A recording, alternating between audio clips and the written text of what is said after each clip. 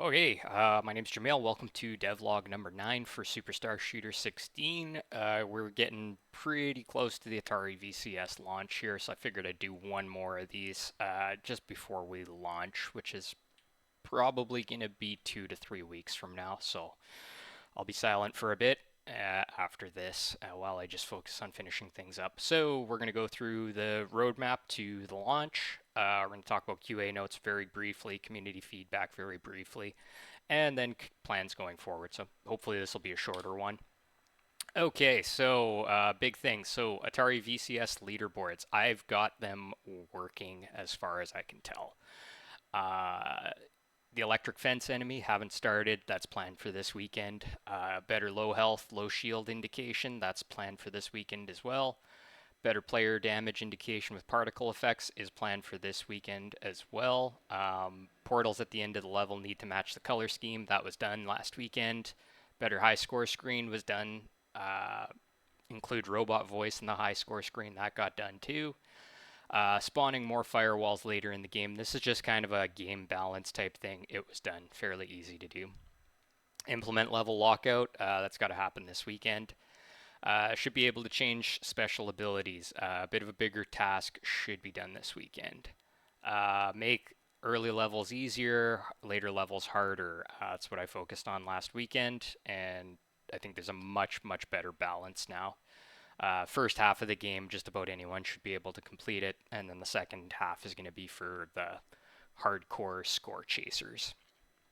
Um, Double checking that the online and local leaderboards are working properly. That is working.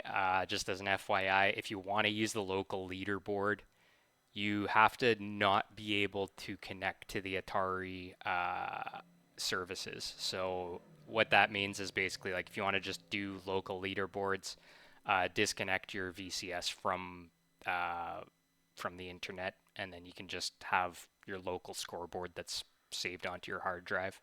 It'll also save your score in the event that there's some issue on Atari's end, but I think their services are pretty reliable from what I've seen. So some manual issues. I'm either gonna start queuing this up for my artist this weekend. If not, it's easy enough for me to just set up a job next Monday and then or next Tuesday and then have them have the artist start working on it. It's kind of a thing I can easily do after work. It takes like an hour type of thing. It's just writing out what the requirements are and sending it off to the artist. Uh, Control screen should only show the first time the game is played. This is a weird one. I'm sure I did it and then I didn't do it, but I know exactly how to do it, so it's gonna get done. Okay, backspace button for the local score input screen. That's done.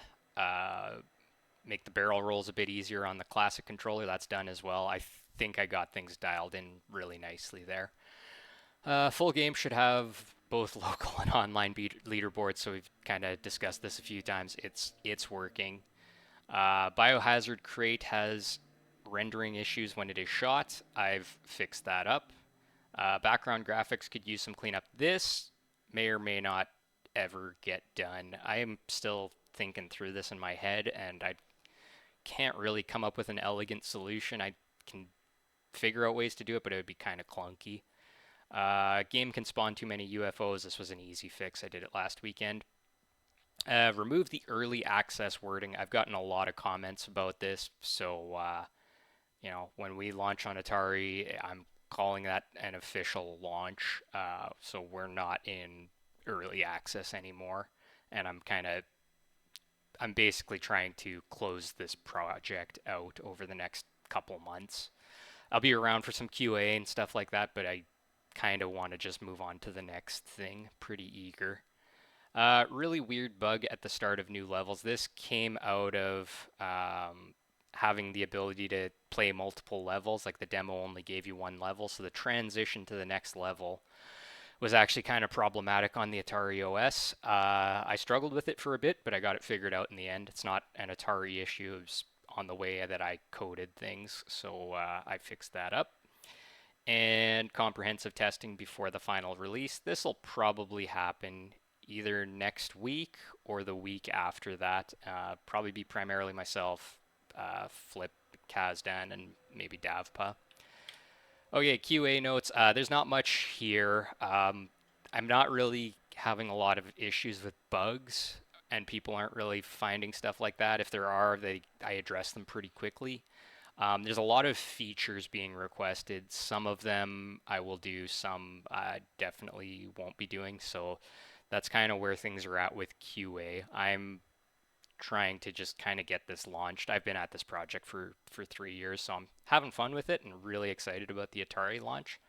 But I also want to make sure that happens in the near future. Community feedback and questions. I've done my interview with Ballistic Coffee Boy. It was a lot of fun. I'm gonna coordinate with him. He'll probably launch the interview either the day before the game goes live on Atari OS or the day of or day after, but it'll be right in that time frame. So I just need to make sure that I'm coordinating with him, keeping him in the loop in terms of when the game is going to launch. It is quite soon. It'll be the next 2 or 3 weeks. So the plans going forward, I'm still just laser focused on launching the game on Atari OS. I've, I've mentioned this in the last video. I'm going to keep doing QA and community support and whatnot for at least a month or two after the demo releases. I'm hoping it's minimal effort so that I can start on the next game. But that's the plan there. And I'm sure everyone knows, but there is a free demo out on Atari OS, so I may as well go check that out. Okay, so that's conclusion. That's the wrap for this one. Take care, everybody. Thank you.